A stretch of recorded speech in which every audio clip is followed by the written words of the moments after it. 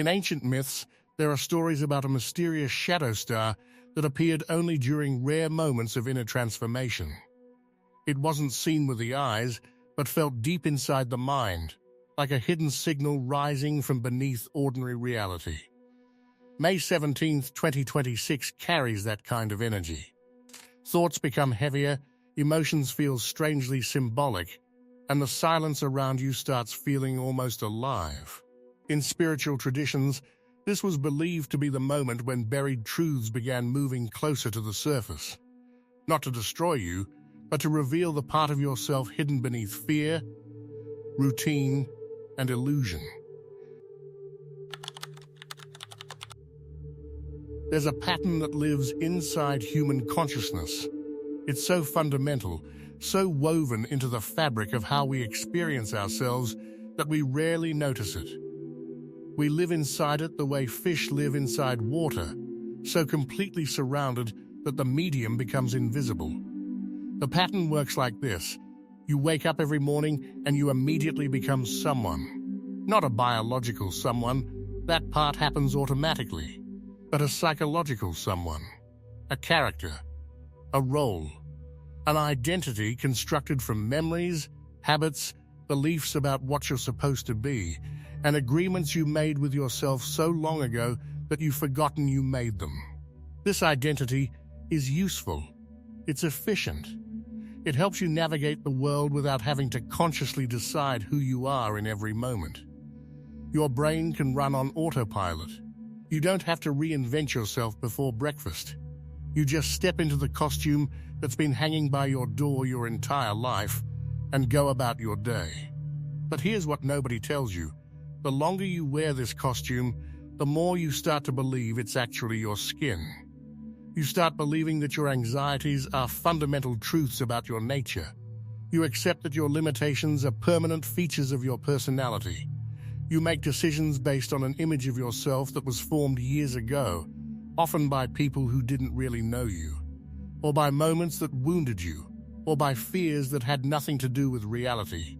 You build your entire life around this fictional character, your career, your relationships, your daily choices, all in service to maintaining and protecting this invented self. And the tragedy is, most people never discover it's invented. They live their entire lives inside the story they told themselves about themselves. They feel trapped by their personality when what they're actually trapped by is a belief. They think they're limited by their circumstances when they're limited by their conclusions about their circumstances. They move through decades believing that this version of themselves, anxious, small, inadequate, powerless, is the only version that could possibly exist. Then something happens. Not something external necessarily. It doesn't require a crisis or a tragedy, though those things can trigger it. Sometimes it's just an accumulation of moments where the costume doesn't fit quite right anymore, where the role feels heavier to play, where you catch yourself acting a part and suddenly notice the artificiality of it. And in that moment, something inside you begins to crack. The cracks are small at first. A thought that passes through your mind, is this really who I am? A moment of clarity in conversation where you suddenly see yourself from outside the character, watching yourself play the role you've always played.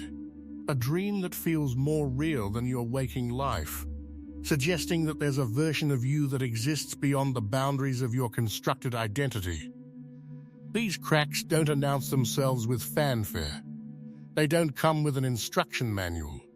They just appear, quietly, in the spaces between your normal thoughts. And once they appear, you can never quite unsee them. This is where you are now. The pattern is beginning to expose itself. The machinery that's been running your life without your conscious permission is becoming visible. And that visibility is creating the heaviness you feel, because your mind is being forced to hold two contradictory realities at the same time: the image of who you thought you were, and the emerging awareness that this image might be a construction rather than a truth. In ancient spiritual traditions, across cultures that had no contact with each other, separated by oceans and centuries, there's a consistent teaching about moments like these. They called it the whisper before the roar, the signal before the storm, the shadow deepening before the light arrives. What they were describing was this: before consciousness shifts dramatically, there's always a period of strange quiet. It's not the quiet of peace. It's the quiet of something gathering. The silence of a chrysalis before the wings push against it. The stillness right before an earthquake when the earth itself seems to be holding its breath. And they understood something crucial that modern psychology is only now beginning to acknowledge. This silence is communication. The universe, or your deeper consciousness, or whatever term resonates with you, doesn't always speak in loud voices. Sometimes it speaks in the language of pressure, weight, symbols that appear in your thoughts, patterns you notice in your days, a feeling that something wants to emerge from inside you but hasn't yet found the words. Think about the moments in your life when something genuine has changed. Not the dramatic moments, those are easy to mark, but the real transformations. They didn't announce themselves on day one. They arrived as a whisper that became a knowing, that became an undeniable reality that you finally had to act on. The first time you recognized that a relationship had shifted. The moment you understood that a path you'd been walking wasn't actually your path. The realization that beliefs you'd inherited weren't truly yours. These didn't come as lightning bolts. They came as a growing sense that something wasn't aligned, wasn't fitting, wasn't true anymore. The heaviness you're feeling right now is this kind of signal. Your psyche is trying to tell you something, not through words, but through density, through weight, through a subtle alteration in how reality feels to you. The silence around you is alive because something inside you is becoming alive to itself. A part of you that's been sleeping, or buried, or hidden beneath the acceptable version of yourself is beginning to stir. And the first sign that this stirring is happening isn't ecstasy or immediate clarity. It's this very thing, a sense that something is off, that something is changing, that you can't quite return to the sleepwalking you were doing before, even if you desperately wanted to. This is why every spiritual tradition has a phase they call the dark night, or the necessary confusion, or the dissolution of the old self. They understood that awakening doesn't begin with enlightenment. It begins with the slow, uncomfortable realization that the reality you've been living inside is far smaller than the reality you're actually capable of inhabiting. What's happening to you right now, this weight, this pressure, this sense that something is rising inside you, is not a problem to be solved. It's an invitation that's becoming impossible to ignore. We build ourselves very carefully. From childhood onward, we construct an architecture of identity, brick by brick, agreement by agreement. And unlike a prison with visible walls, this architecture feels like home. It feels like safety. It feels like you. Your personality becomes your fortress. Your limitations become your rules. Your fears become your wisdom, repackaged as being realistic or understanding how the world works. Your childhood wounds become your character traits. Your survival mechanisms become your permanent way of being. And nobody questions any of it, because everyone around you is doing the exact same thing. They're all constructing their own invisible prisons and mistaking them for identity. The mechanism is brilliant in its subtlety. You learn early that certain parts of you are acceptable and other parts are not. A child shows creativity and is told to focus on grades. A child shows vulnerability and is told to toughen up. A child shows authentic desire and is told it's selfish or unrealistic. So gradually, brilliantly, you learn to hide these parts. You don't destroy them, you can't. but you compress them. You push them down into the basement of your consciousness. You create a false self on the surface that's palatable, manageable, acceptable to the people whose approval feels necessary to your survival. And then you spend decades maintaining this false self. Every morning you dress it up. Every conversation you perform it. Every decision you make is filtered through the question, would the person I'm supposed to be make this choice? Not, do I actually want this? Not, is this authentic to who I am? But does this align with my constructed identity? This is the architecture of control, not imposed from outside, but accepted from inside. The most efficient cage is the one you've convinced yourself is a home. And the parts of you that were compressed into the basement, they don't disappear. They can't.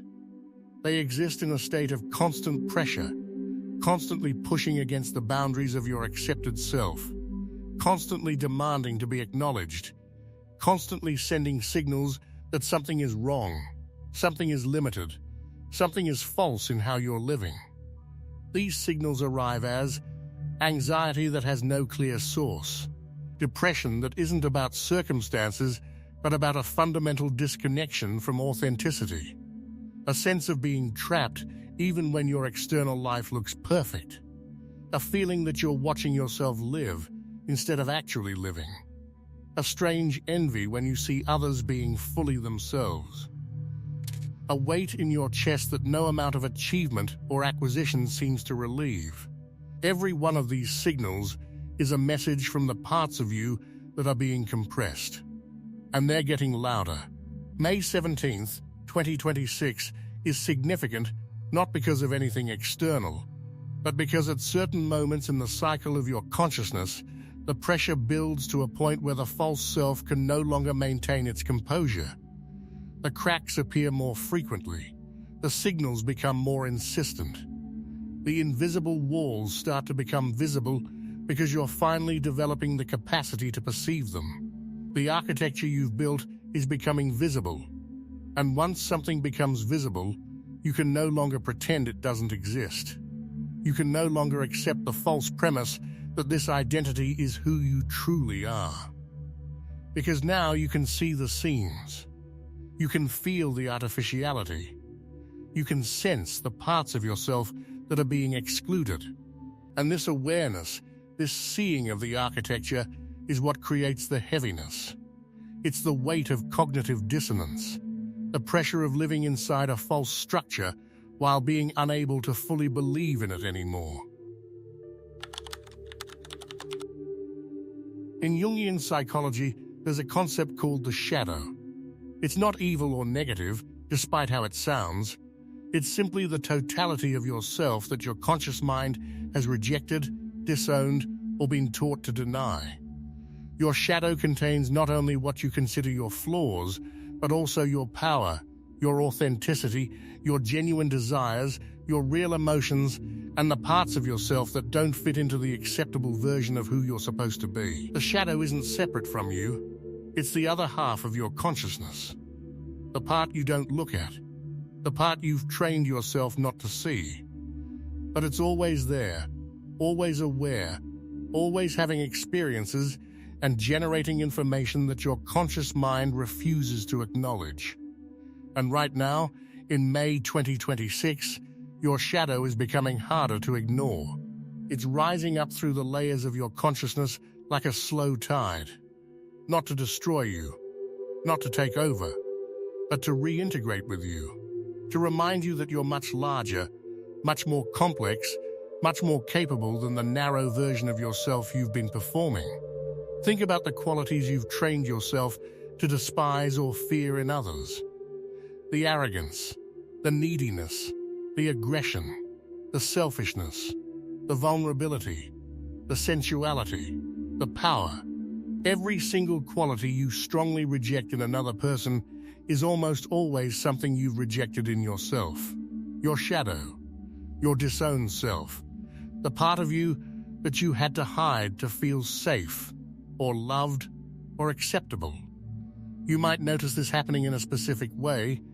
You're becoming intensely irritated by certain people or behaviors.